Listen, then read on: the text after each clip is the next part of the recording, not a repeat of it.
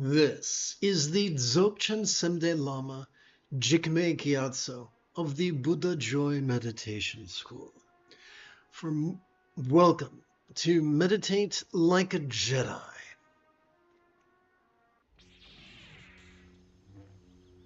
Let's let's recite the first half of Spaciousness of Vajrasattva, arguably the greatest meditation text in the Buddhist tradition.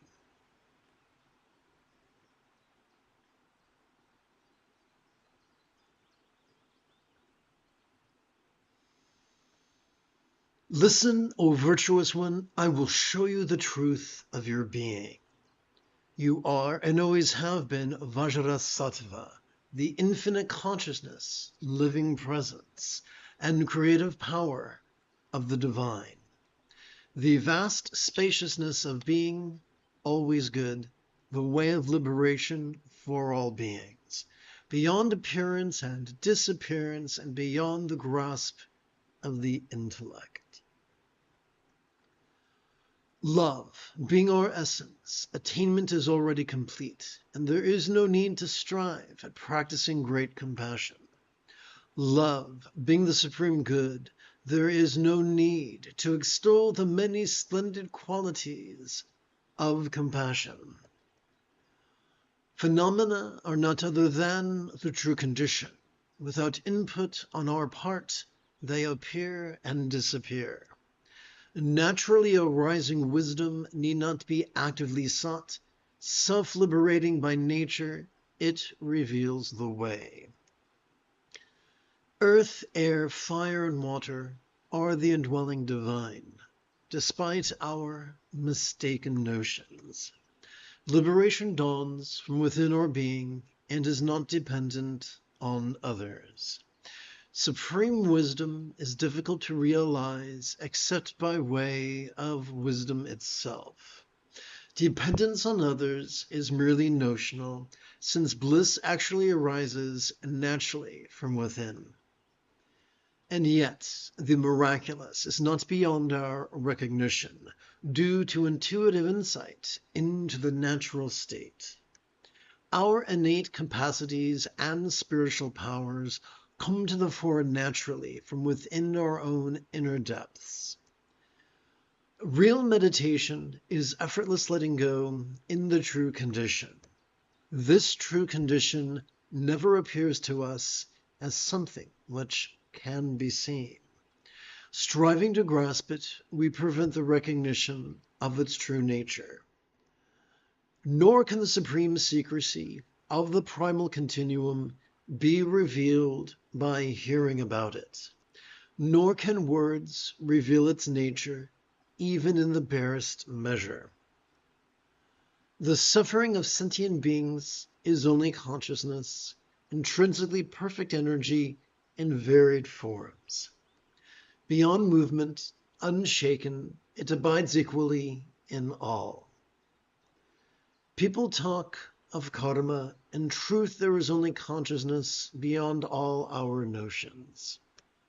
For those imprisoned in the ups and downs of thought and emotion, the pristine continuum of awareness remains hidden. The mind of awakening gives rise to all appearances. Being unborn, it is indestructible. This timeless space of pure being is beyond the reach of thought. The deepest meditative tranquility does not think of itself, as this or that. Let's go back over here. There is no need to conceptualize or purify the mind of concepts. Although wisdom may, as it comes to the fore, take the form of concepts. Some meditators strive to put their minds into a thought-free state, thinking this gives them access to something subtle. They isolate themselves in lonely places. Examined closely, this is seen to be a form of conceptual meditation. Thinking in terms of causes and results, such seekers strive to transcend this world. They reject the bad and accept the good, although non-dual wisdom already transcends dualities like bad and good. Clinging and indifference are concepts, so too echo-like is anything in between. Joy and sorrow arise from the same source, So declares Vajrasattva, refuge of all. Where else could aversion, attachment, and anger arise except from the luminous energy of the mind? Objects of pleasure are also just this, formulations of the energy of the light of wisdom. Concepts are like space, but neither space nor concepts ever come into true existence. Abiding in spacious consciousness, beyond desire and directed intent, one's condition widens to infinity. Concept-free equanimity is the ground of being, but like the moon reflected in water, it cannot be grasped. Through the divine creative energy, the vibratory sounds of speech are manifested.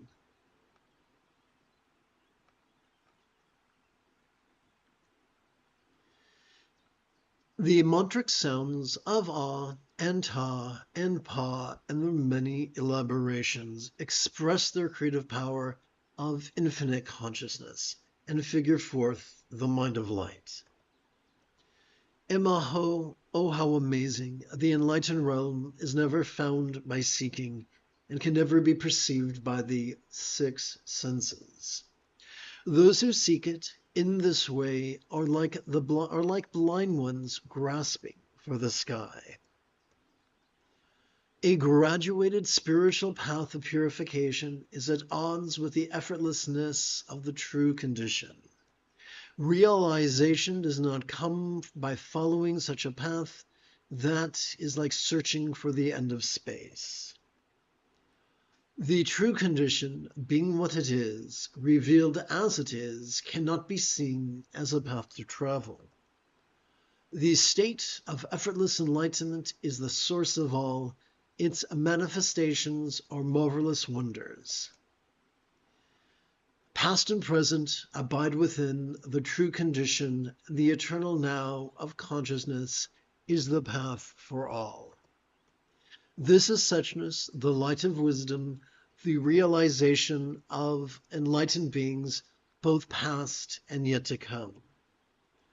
This living presence is the universal way. The moon and its reflection on water are non-dual. The mind of awakening is not to be found by those engrossed in fabricated features and stages of the way. Focusing attention on present pleasures and their future consequences is a limiting way to follow any path. It is something to avoid. Past, present, and future are one, not three. Only the present has endured throughout time. The nature of reality pervades the whole of creation, its wonderful qualities everywhere to be found. Everything that appears in all the worlds derives from karma, is rooted in concepts, and is phantasmal in nature. Even the situation of a universal emperor is merely a training ground for dealing with illusion.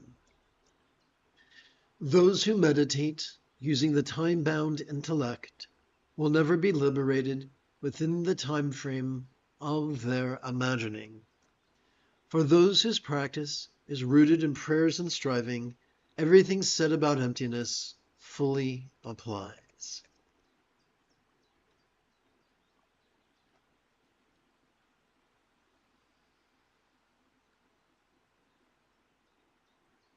For the remainder of this mid-morning live stream,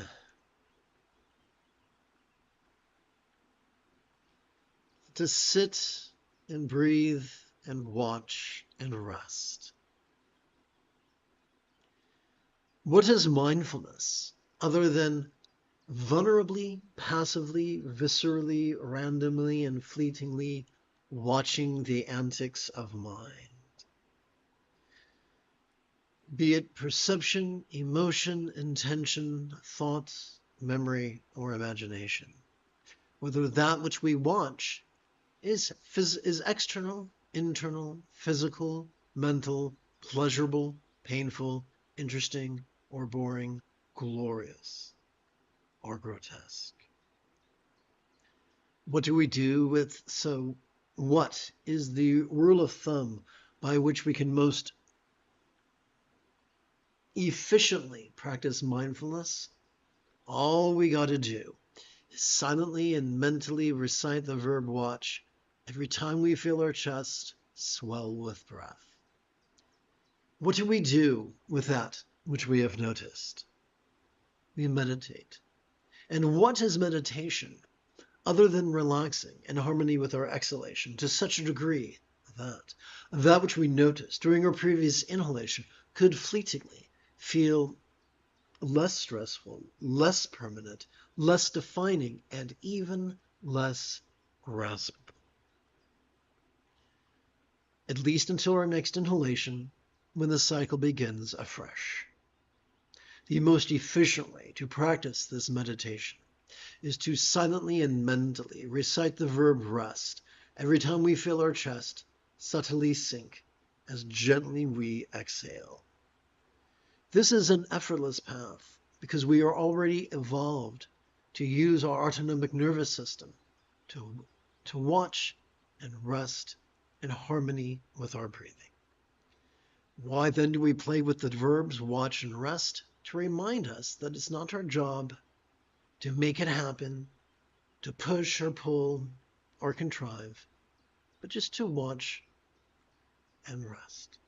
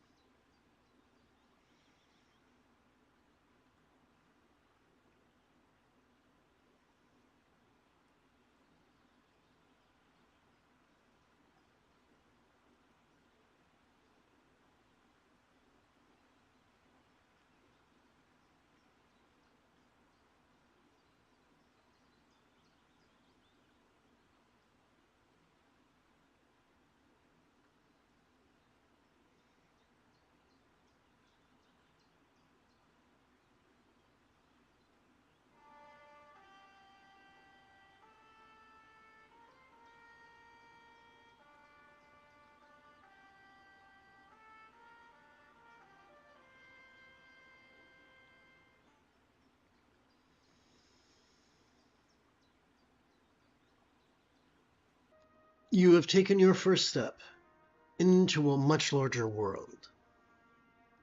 If you feel that I have earned it, you could give this live stream a thumbs up. You could even help support this channel.